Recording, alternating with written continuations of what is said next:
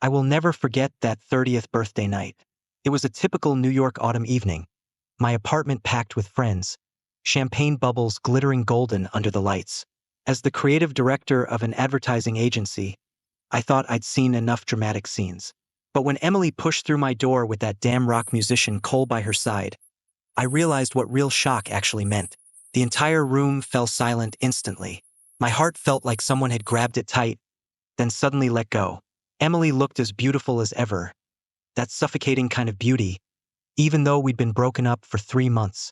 Her fashion blogger status meant she always knew how to be the center of attention at any occasion. But tonight, the focus wasn't just on her. Cole stood beside her, the man she'd once gone crazy for.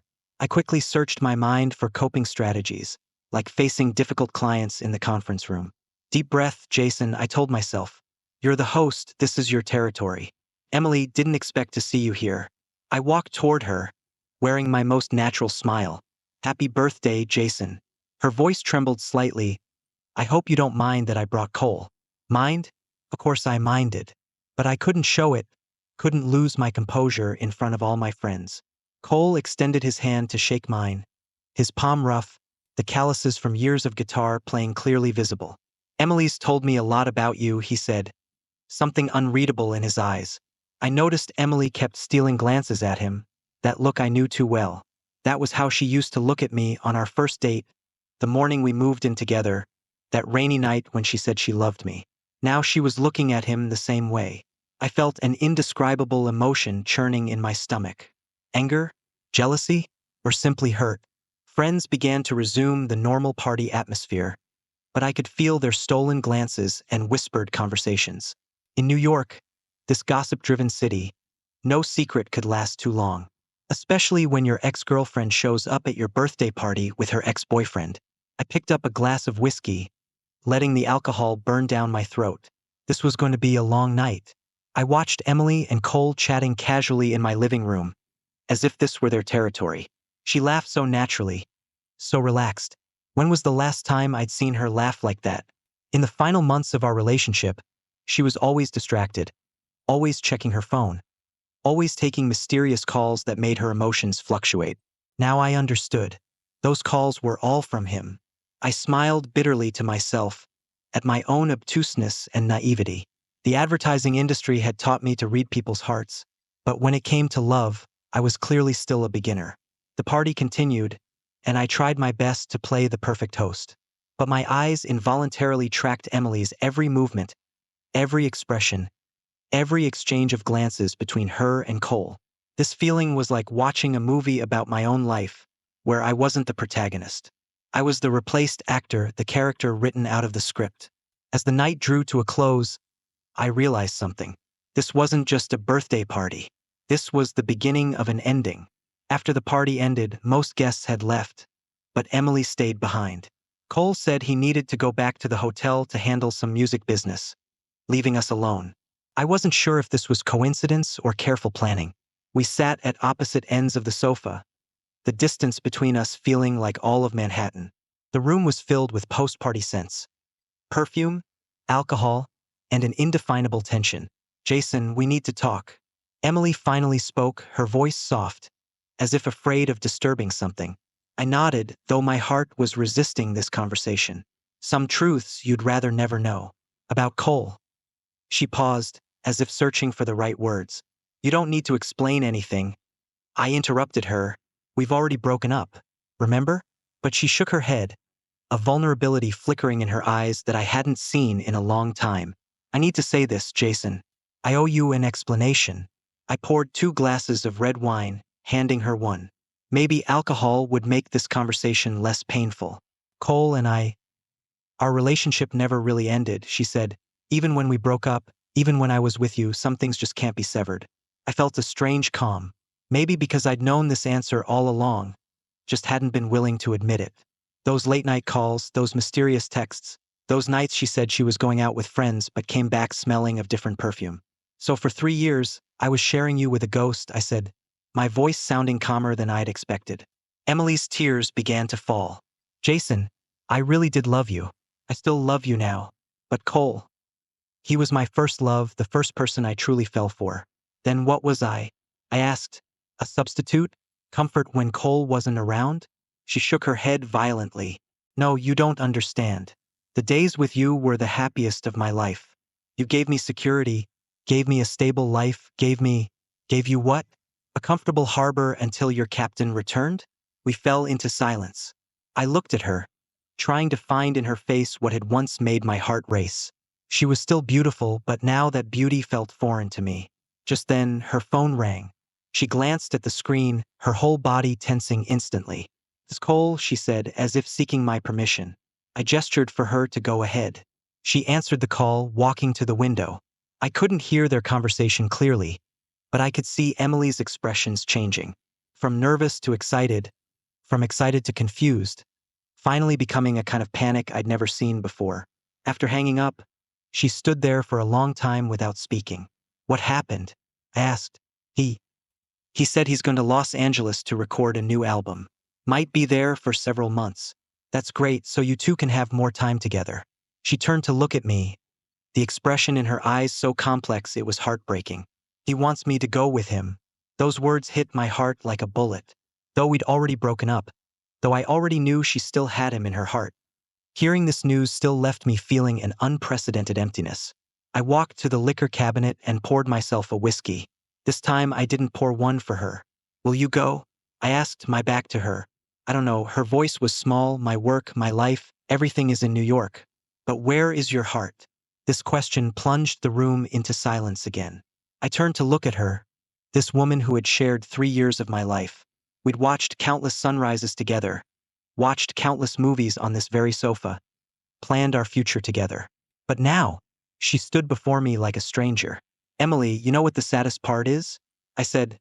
"It's not that you still love him, it's that you never really forgot him." She began to cry, not the quiet tears, but the kind of sobbing that comes from deep within. "I'm so sorry, Jason. I'm really sorry." "Don't apologize," I said. "At least now I know the truth." I realized that this night wasn't just the end of my 30th birthday. This was also the true end of our relationship. Even though we'd broken up 3 months ago, the next morning I made a decision. This decision had already formed when I saw Emily making coffee in my kitchen. She looked so natural, so familiar, as if last night's conversation had never happened. But I knew everything had changed. "I'm moving out," I said, standing in the kitchen doorway.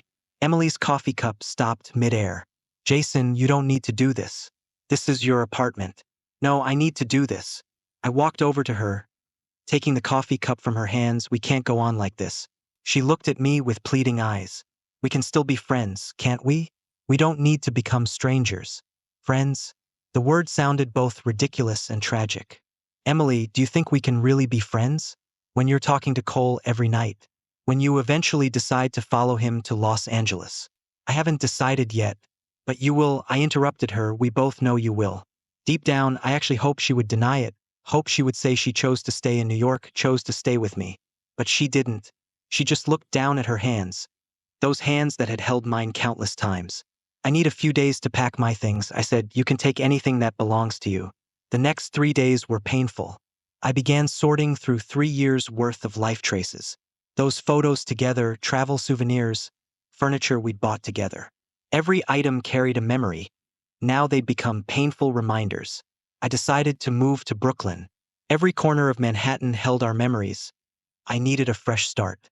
I found a small apartment in an arts district, smaller than my previous place, but with a sense of freedom I'd never experienced. On moving day, Emily came to help. Felt both ironic and warm. We talked politely like strangers, carefully avoiding any topics that might trigger emotional responses. "Your new place is great," she said, looking around my new living room. "Thanks," I replied, continuing to unpack boxes. We were both trying to act normal, but the tension in the air was undeniable. "Jason, I think you should know." She sat on my newly assembled sofa. "I've decided to go to Los Angeles." My hands stopped moving, but I didn't turn to look at her. "When?" "Next week." So quickly, it would all be completely over. "I hope you'll be happy, Emily," I said, the most sincere words I could manage. "You too, Jason. You deserve better." When she left, I stood at the window watching her figure disappear at the end of the street. 3 years of relationship ended just like that. No heated arguments, no dramatic scenes, just a deep exhaustion and relief. That night, I sat alone in my new apartment, eating takeout Chinese food, listening to music drifting up from downstairs. Brooklyn nights were different from Manhattan. There was a more real and warm atmosphere here. I realized that maybe this was what I needed.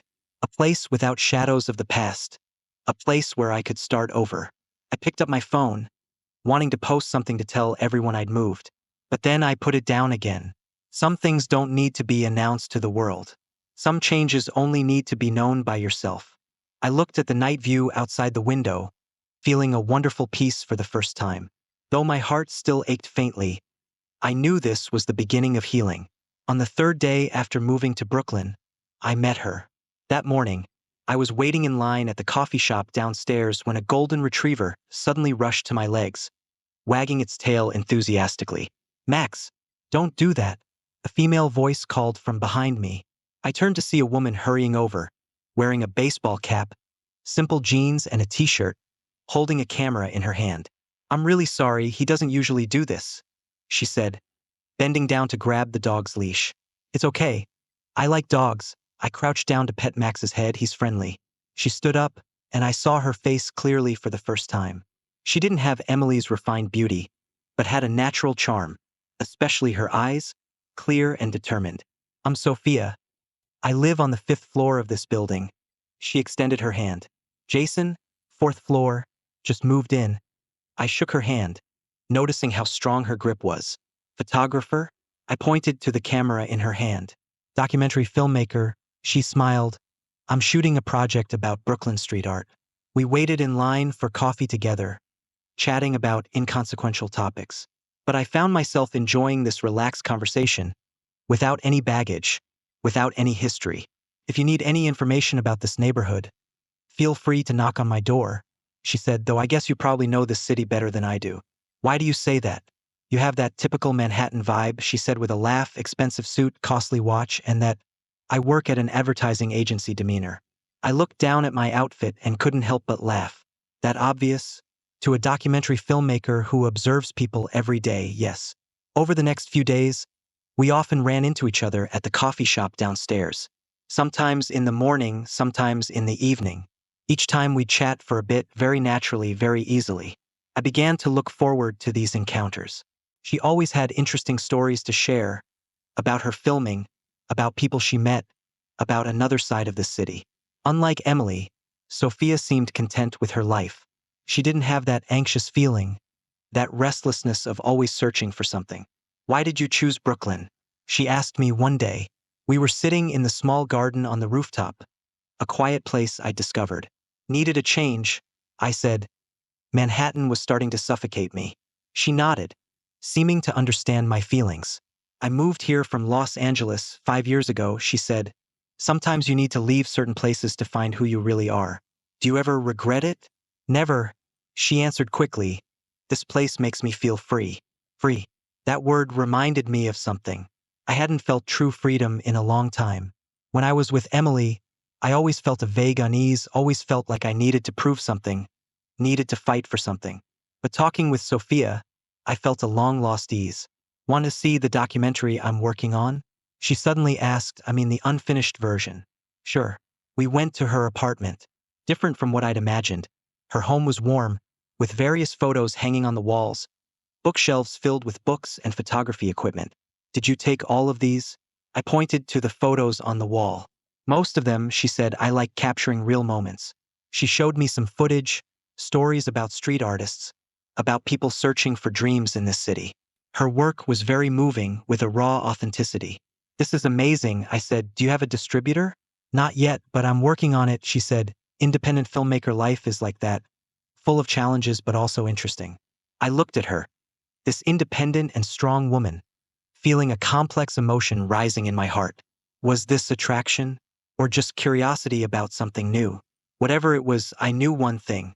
Since moving here, for the first time I felt something worth looking forward to in life. When I returned to my apartment, I found myself thinking about her smile, her voice, and the light in her eyes when she spoke. Maybe a new beginning really was possible. Just when I was starting to believe that new life could truly be free from past shadows, Emily's message appeared on my Instagram.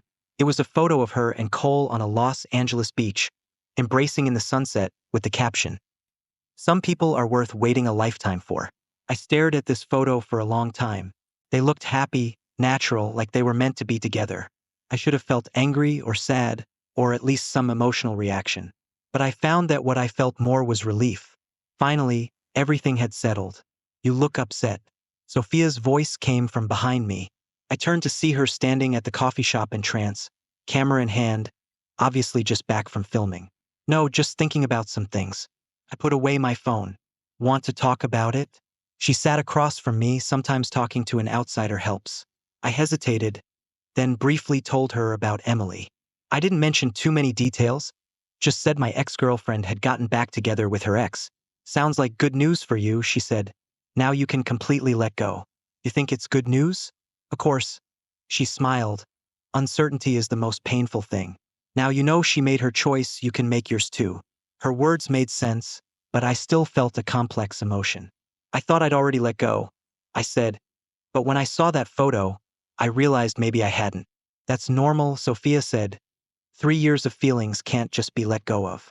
"But Jason, you know what's most important?" I shook my head. "You now have the right to choose," she said. "For the past few months, you've been living in the shadow of the past.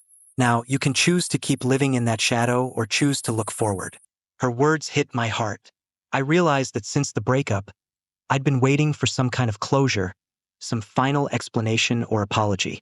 Now I had it, though not in the way I'd expected. "What do you want to do?" she asked. "I want to forget the past and focus on the present," I said. "But I don't know how." "Maybe I can help you," she said, a certain light flickering in her eyes. "I'm going somewhere to film. If you're interested, you could come with me." "Where?" "Coney Island. I want to shoot the amusement park at sunset. There's a nostalgic yet hopeful atmosphere there." I thought for a moment, then nodded. "Okay, I'll go." That afternoon, we took the subway to Coney Island. Along the way, Sophia shared her thoughts about documentary filmmaking, her creative philosophy, and her views on life. She had an infectious quality, a charm that made you want to know more. At Coney Island, she began focusing on her filming work. I watched her work, attracted by her professionalism and passion. She was completely immersed in her own world, capturing every moment she found meaningful. "Want to try?" She suddenly handed me the camera. "I don't know how." "It's okay, it's simple." She stood beside me, guiding me on how to operate it. "What matters isn't technique, but what you see." I raised the camera, looking at the world through the lens. Suddenly, everything became different.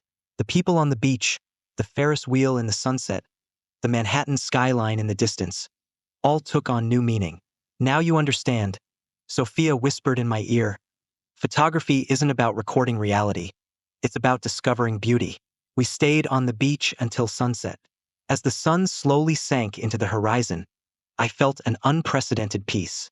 "Thank you," I said to Sophia. "For what?" "For letting me see a different world." She smiled, a warm and genuine smile. "Jason, you know what I find most interesting?" "What?" "You keep thinking you need to forget the past, but maybe what you really need is to accept the past, then create a new future." On the way back, I kept thinking about her words. Maybe she was right. Maybe I didn't need to completely forget Emily, but needed to accept that that relationship was over, then focus on the possibilities in front of me.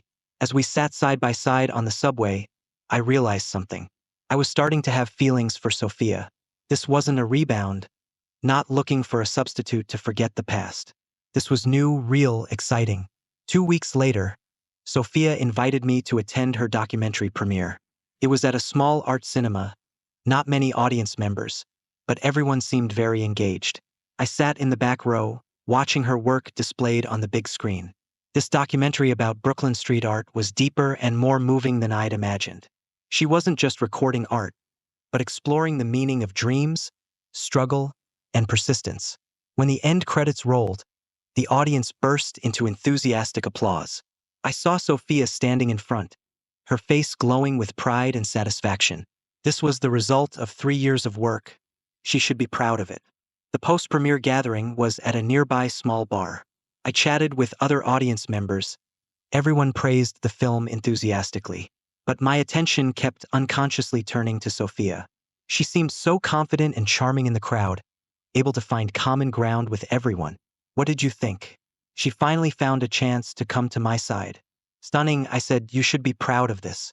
Her face flushed slightly. Thank you for coming to support me. This is very important to me. As the night progressed, the crowd gradually dispersed. Finally, only the two of us sat in the corner of the bar. Sophia, I want to ask you a question, I said, alcohol making me bolder? Why are you so good to me?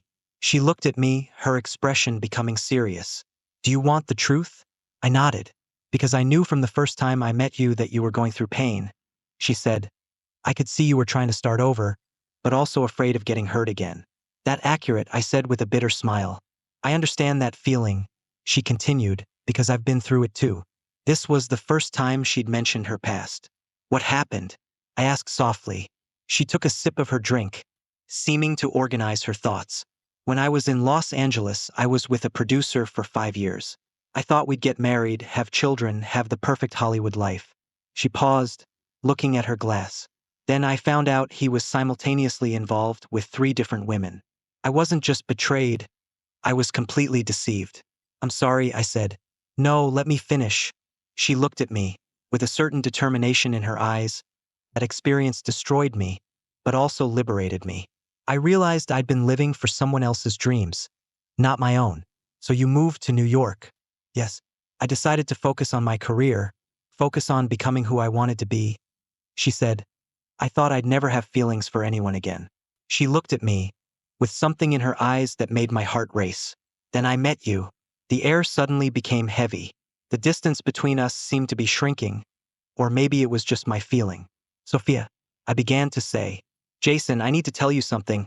She interrupted me. I have feelings for you. Not because of sympathy, not because you need help, but because you're you. I felt my heart beating wildly in my chest. You're smart, kind, funny, and... She smiled, you make me want to believe in love again. I reached out and gently touched her cheek. Her skin was warm, soft. I have feelings for you too, I said. But I'm afraid of messing this all up. Then let's not mess it up, she said. Let's take it slow and see what happens. We didn't kiss, didn't rush to do anything. We just sat there, holding hands, enjoying this moment. Sometimes what matters most isn't what you do, but what you feel. That night, I walked her home. At her door, she turned to look at me. Jason, thank you for giving me the courage to try again. Thank you for making me believe new beginnings are possible. We agreed to have breakfast together the next day. As I walked back to my apartment, I felt a long-lost excitement and hope. This wasn't an ending, this was a beginning. A beginning I'd never imagined. Just when I thought life was finally on track, Emily's text came. It was a Tuesday morning. I was having coffee with Sophia. We'd been dating for a month. The relationship progressing smoothly. She made me feel happy and content. That feeling I thought I'd never find again. But when I saw Emily's name appear on my phone screen, my heart involuntarily skipped a beat. Jason, I need to talk to you. It's important. Can you call me? Sophia noticed the change in my expression. Work thing? She asked. It's Emily, I said. She wants to talk to me. Sophia's expression changed subtly. Do you want to reply to her? I looked at this text, feeling mixed emotions. A month ago, I might have replied immediately. But now I had Sophia, I had a new life. Why should I still entangle with the past? I don't know, I said honestly. Jason, I think you should talk to her, Sophia said, not because you need her, but because you need closure. I looked at her in surprise. Are you sure? I'm sure, she said. I'm not afraid of your past. Because I know who you're with now. Her trust and understanding warmed me. I dialed Emily's number. Jason, thank you for calling me back. Her voice sounded exhausted. What happened? She was silent for a long time. I've been diagnosed with breast cancer. This sentence hit me like lightning. I felt everything around me freeze. What? When? Last week. The doctor says it's early stage, but I still need chemotherapy. Her voice was trembling. Jason, I'm scared. I looked at Sophia. She could tell from my expression that something serious had happened. Emily, I don't know what to say. I know I have no right to ask you for anything. She said, I know I hurt you, I know we're over. But Jason, I'm really scared. I need someone to be with me. My heart was beating violently. A month ago, if she had said these words to me, I might have flown to Los Angeles immediately. But now everything had changed. What about Cole? I asked. He said he can't handle this. She began to cry. He said he needs to focus on his music. He can't let my condition affect his creativity. I felt a surge of anger.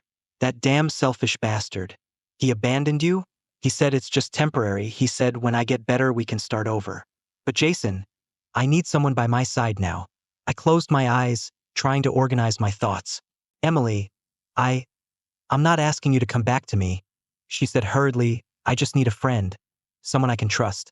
Jason, you're the best man I know. Sophia gently squeezed my hand, giving me strength. Let me think about it. Okay? I said. Of course, I understand. After hanging up, Sophia and I sat there for a long time without speaking. She's sick, I finally said. I heard Sophia said cancer? I nodded. She wants you to go back and be with her. Yes, but not as a boyfriend. As a friend. Sophia looked at me, her expression complex. Do you want to go? This was a crucial question. I asked myself, did I want to go? The answer was complex. Part of me wanted to go because regardless of what happened, Emily had once been an important part of my life. Another part of me wanted to stay because I'd finally found true happiness. I don't know, I said. I'm confused. Jason, listen to me. Sophia turned to face me. If you don't go, will you regret it? I thought about it. Maybe. Then you should go. But what about us? She smiled, though there was some sadness in her eyes. We'll be here waiting for you, she said. If you really want to come back. I want to come back, I said. Sophia, I love you. This was the first time I'd said those 3 words to her. Tears glittered in her eyes. I love you too, Jason. That's why I'm letting you go. 3 days later, I flew to Los Angeles. It was a difficult decision, but I knew it was the right one. Emily picked me up at the airport. She looked much thinner than I remembered, but her mental state was better than I'd expected. Thank you for coming, she said, tears in her eyes. Don't mention it, I said. We're friends. Friends. This word no longer sounded ridiculous or sad, but real. I stayed at a hotel near her place, and over the next 2 weeks, I accompanied her to the hospital to checkups through her first chemotherapy session.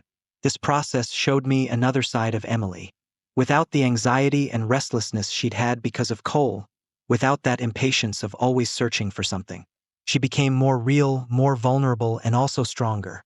You know, Jason? One evening, we sat in her apartment. Being sick has made me rethink a lot of things. Like what? Like what's really important? She said, I always thought I needed passion, drama, that feeling that makes my heart race. She paused, looking at the night view outside the window. But when I really needed help, all those things disappeared. Cole disappointed you. Not just Cole, she said. I disappointed myself too. I was always chasing the wrong things. We talked a lot about the past, about the future, about our relationship. We could finally face each other honestly, without hiding, without anger, only understanding. Jason, I want to apologize to you, she said, not just for the betrayal, but for wasting our time. Emily, we both made mistakes, I said. But those experiences made us grow too. You're happy now, aren't you? She asked with that Sophia. I nodded. Yes, I'm happy. Tell me about her. I told her everything about Sophia, about our meeting, about her documentary, about the peace and happiness she made me feel. Emily listened quietly, the kind of calm on her face I'd never seen before. She sounds wonderful, she said. You two are well suited. Yes, we are. Then why are you here? She asked. Why did you choose to come help me? This was a question I'd been asking myself. Because you were once an important part of my life, I said. Because regardless of what happened, I want you to be happy and healthy. Even though I hurt you, even though you hurt me. She began to cry, but these weren't tears of pain, but tears of relief. Thank you, Jason. Thank you for showing me what real love is. What do you mean? Real love isn't possession, isn't passion, but unconditional care. She said, your care for me and Sophia's understanding of you, that's real love. In that moment, I felt all the resentment and pain between us disappear. We were no longer ex-lovers, no longer people carrying the pain of the past. We were friends, 2 adults who had experienced growth and awakening. 2 weeks later, Emily's treatment entered a stable phase. The doctor said she was responding well, and the prognosis was optimistic. I think you can go back to New York, she said. Your life is there. Are you sure you'll be okay? I'll be fine, she said, And I have some new friends now, those people receiving treatment with me. We support each other. I looked at her, this woman who had once made me love desperately. Now she looked so independent, so brave. Emily, I'm proud of you. I'm proud of you too, Jason, she said. Now go find your happiness. At the airport, she hugged me. Give my regards to Sophia. Tell her she's a very lucky woman. As the plane took off, I watched the lights of Los Angeles slowly disappear beneath the clouds. These 2 weeks had changed many things. I hadn't just helped Emily, I'd found inner peace. I finally understood what real maturity meant. Not forgetting the past, but accepting the past, then choosing the future. When I returned to New York, it was already late at night. I didn't tell Sophia the specific time of my return, wanting to surprise her. When I knocked on her apartment door, the moment she opened it, I saw surprise and relief in her eyes. You're back, she said, her voice trembling slightly. I'm back, I said, and I'm never leaving again. She threw herself into my arms, and we held each other tightly. In that moment, I felt I'd truly come home. I missed you, she whispered in my ear. I missed you too, I said. Every day. We talked all night. I told her about Emily's situation, about my experiences these 2 weeks, about the changes in my heart. She listened quietly, without jealousy, without questioning, only understanding and support. I'm proud of you, she finally said. You did the right thing. Now I want to do another right thing, I said. I took out a small box from my bag. This was something I'd bought in Los Angeles, found in an antique shop. Sophia, I got down on one knee. I want to spend the rest of my life with you. Will you marry me? Tears welled up in her eyes. Yes, Jason, I will. The ring was simple but beautiful, just like our love. No drama, no complications, but real and lasting. Over the next few months, we began planning our wedding. We decided to have a small ceremony, inviting only our closest friends and family. The location would be the rooftop of our apartment building, that place where we'd first had a deep conversation. I want to invite Emily, I said to Sophia one day. She looked at me, her expression calm. I think that's a good idea, she said. She's an important part of your life. She should witness your happiness. I called Emily to invite her to our wedding. Jason, I'm so happy to hear this news, she said, but I can't come. Why? The side effects of chemotherapy are worse than expected, she said. The doctor recommends I avoid long-distance travel. I felt somewhat disappointed, but I understood. Then we can video call, I suggested, that way you can participate, at least to some extent. I'd love that, she said. Jason, I'm really happy for you. The wedding planning process was enjoyable. Sophia insisted on designing many of the wedding details herself, because she said it was part of her professional skills. She wanted to film the entire wedding process as our memento. You can't be both the bride and the photographer, I protested. I can, she laughed, I'll have my assistant help. And I want to record this day through my eyes. My parents flew in from Chicago. Sophia's parents came from California. Though our family backgrounds were different, everyone got along well. She makes you look happy, my mother said to me. I haven't seen you smile like this in a long time. Indeed, I felt a deep happiness and contentment. This wasn't that exciting passion, but a quiet, lasting happiness. The night before the wedding, I sat alone on the rooftop, looking at Manhattan's night view. Tomorrow I would be married. A year ago, I never would have imagined I'd be here, marrying a woman I hadn't even met yet. Life really is full of surprises. Sophia came up to the rooftop and sat beside me. Nervous? She asked. No, I said. I've never been more certain about anything. Me too, she said. Jason, I want to tell you something. What? Even if we weren't getting married, even if something went wrong tomorrow, I want you to know that meeting you was the best thing in my life.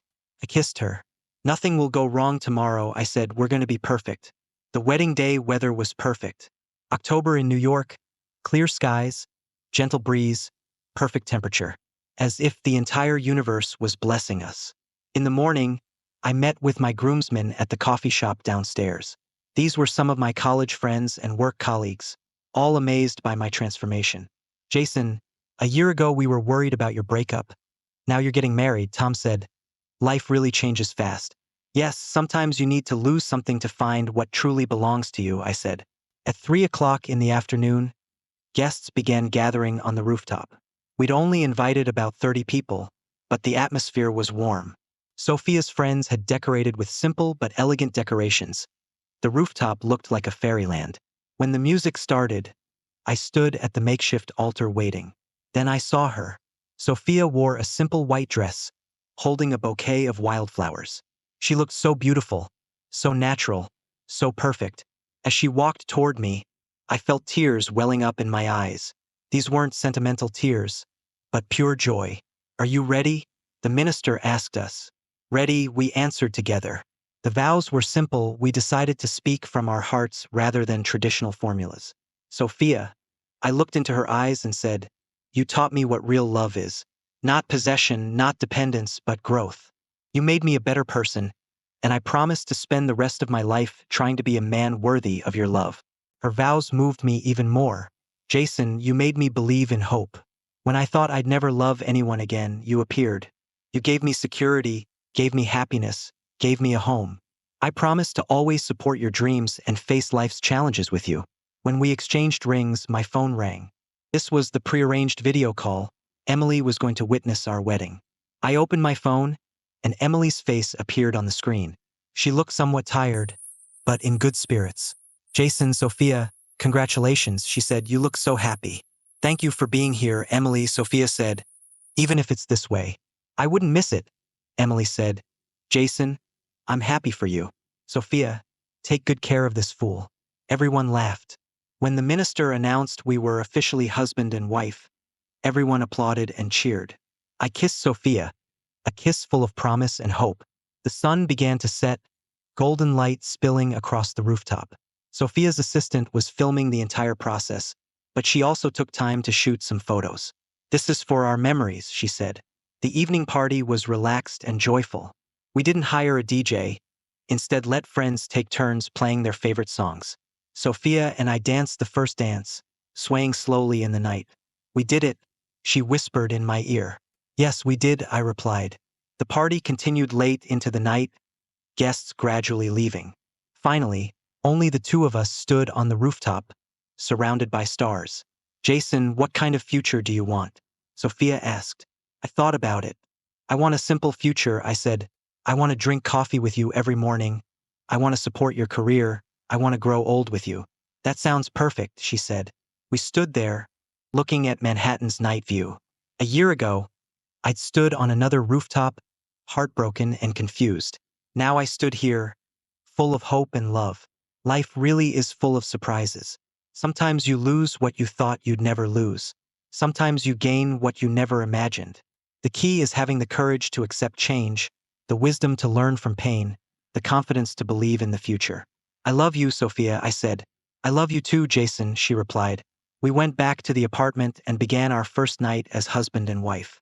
I looked at Sophia sleeping beside me, moonlight streaming through the window across her face. Tomorrow we'd wake up as husband and wife to start a new day. There would be challenges, difficulties, things we couldn't foresee now, but we'd face them together. That's the real meaning of love. Not avoiding all pain, but having someone to bear it with you.